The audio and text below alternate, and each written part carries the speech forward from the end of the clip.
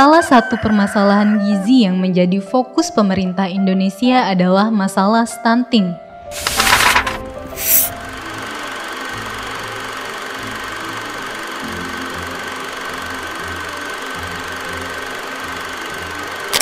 Masalah anak pendek atau stunting merupakan masalah kesehatan masyarakat yang berhubungan dengan meningkatnya resiko kesakitan, kematian, dan hambatan pada pertumbuhan baik motorik maupun mental.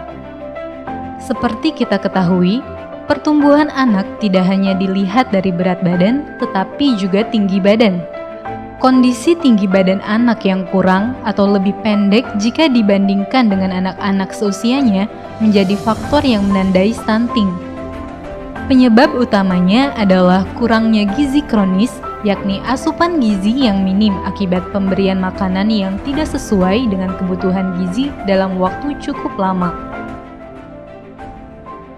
Berdasarkan data Survei Status Gizi Balita Indonesia atau SSGBI pada tahun 2021, prevalensi stunting saat ini masih berada pada angka 24,4% atau 5,33 juta balita. SSGBI pada 2021 menempatkan Provinsi Banten sebagai 5 besar daerah dengan angka stunting tertinggi se-Indonesia. Angkanya mencapai 294.862 balita stunting. Berdasarkan data SSGBI, zona kuning ada di Kota Cilegon dan Kota Serang, Kabupaten Lebak, Kabupaten Tangerang, sedangkan hijau ada di Tangerang Selatan dan Kota Tangerang. Daerah yang masuk zona merah sendiri adalah Kabupaten Pandeglang dengan prevalensi stunting 37,8%. Tidak ada satupun kabupaten atau kota yang prevalensinya di bawah 10%.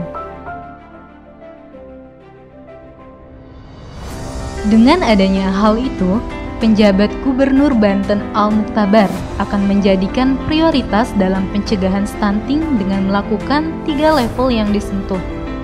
Ada 3 level yang akan kita sentuh. Level pertama yang disebut dengan charity, dari basis yang disebut dengan stunting dan gizi buruk ya. Charity itu adalah problem saudara-saudara kita makan atau tidak makan. Kedua adalah mengedukasi nanti agar keluarga itu berdaya, sehingga dia setelah lepas dari charity diberi makan, dia bisa mandiri. Yang ketiga, nanti kita akan menggrup itu lebih besar. Setelah level keluarga, mereka akan berkembang menjadi agenda usaha yang pada level itu keberdayaannya sudah lebih luas.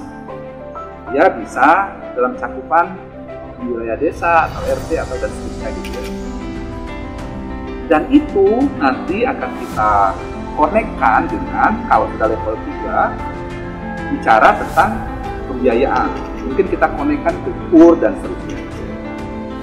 Dengan begitu maka kita bisa dalam rangka sustain pendekatan stunting dan gizi buruk ini berkelanjutan, dan kita berharap target Bapak Presiden menurunkan 14% dan seterusnya itu kita akan upayakan semaksimal mungkin. Termasuk nanti review APBD Kabupaten Kota, agenda pembiayaan mereka kepada stunting dan gizi buruk, termasuk salah satu yang kita verifikasi.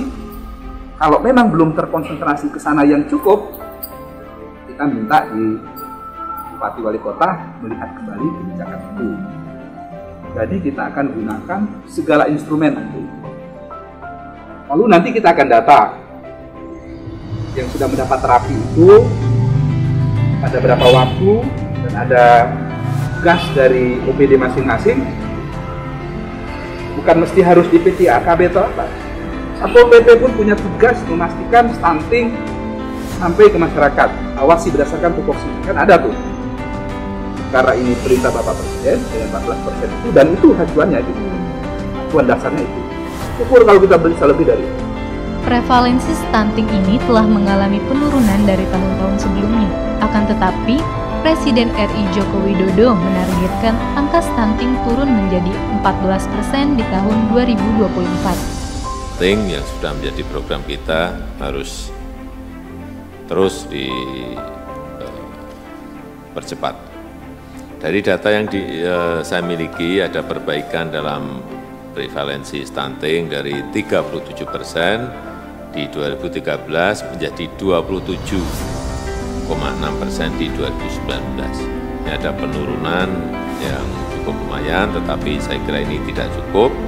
Kita harus menurunkan lebih cepat lagi, dan target kita sesuai yang saya sampaikan, saya berikan pada Menteri Kesehatan di 2024 kita harus bisa turun menjadi 14%. Berdasarkan Peraturan Presiden atau Perpres nomor 72 tahun 2021, stunting merupakan gangguan pertumbuhan dan perkembangan anak akibat kekurangan gizi kronis dan infeksi berulang, yang ditandai dengan panjang atau tinggi badannya berada di bawah standar yang ditetapkan oleh menteri yang menyelenggarakan urusan pemerintahan di bidang kesehatan. Kondisi stunting tidak hanya dirasakan ketika masih kecil, tetapi dampaknya akan terus terasa hingga dewasa. Hasil riset Pediatrics and International Child Health menyatakan anak stunting meningkatkan resiko diabetes saat sudah dewasa. Akibatnya, keseimbangan gula darah akan lebih cepat terganggu dan tubuh lebih mudah membentuk jaringan lemak saat anak mencapai usia dewasa.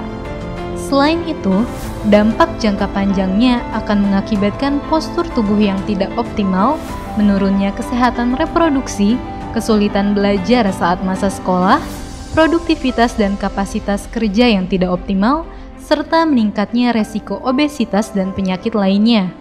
Maka dari itu, pencegahan sejak dini diperlukan untuk mengurangi resiko peningkatan stunting. Cara pencegahannya yaitu dengan penuhi nutrisi selama kehamilan. Mengoptimalkan asupan nutrisi anak pada 1000 hari pertama kehidupan, yakni mulai saat kehamilan sampai usia 2 tahun, merupakan tindakan yang relatif ampuh untuk mencegah stunting pada anak. Ibu yang sedang mengandung disarankan selalu mengonsumsi makanan yang sehat dan bergizi maupun suplemen atas anjuran dokter. Penuhi nutrisi si kecil dengan optimal. Pemberian ASI eksklusif sampai bayi berusia 6 bulan berpotensi mengurangi peluang stunting pada anak berkat kandungan gizi mikro dan makro di dalamnya. Selanjutnya, jaga kebersihan lingkungan. Lingkungan yang kotor sangat rentan menyebabkan anak-anak terkena serangan penyakit. Oleh karena itu, jagalah selalu kebersihan lingkungan. Mengatasi anak yang susah makan. Balita yang sulit atau sering memilih-milih makanan adalah tantangan bagi orang tua dalam memahami karakter, kemampuan makan, dan selera makan anak. Melalui pendekatan dan pemahaman yang baik, atasi masalah pemberian makanan untuk mendukung tumbuh kembang balita yang optimal. Lakukan pencegahan pada remaja putri.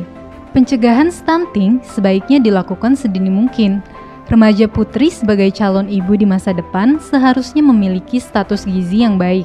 Pada remaja putri, stunting dapat dicegah dengan mengonsumsi tablet tambah darah sebanyak 1 tablet per minggu. Periksa kadar hemoglobin pada calon pengantin. Guna melahirkan generasi yang lebih baik, setiap pasangan calon pengantin perlu melakukan sejumlah tes kesehatan. Salah satunya adalah pemeriksaan kadar hemoglobin. Kadar hemoglobin yang rendah mungkin menandakan sebuah penyakit atau gangguan kesehatan seperti anemia. Untuk mencegah anemia bagi calon pengantin, dianjurkan untuk mengonsumsi tablet tambah darah sebanyak 1 tablet per hari, minimal 1 bulan sebelum merencanakan kehamilan. Konsultasi dengan tim pelayanan kesehatan. Untuk memantau tumbuh kembang anak, bawa si kecil secara berkala ke posyandu. Posyandu menjadi pelayanan terdepan untuk mendeteksi dini terkait pemantauan tumbuh kembang bayi dan balita yang dilakukan secara rutin, sehingga bila ada masalah pada pertumbuhan dan perkembangan anak dapat segera terdeteksi.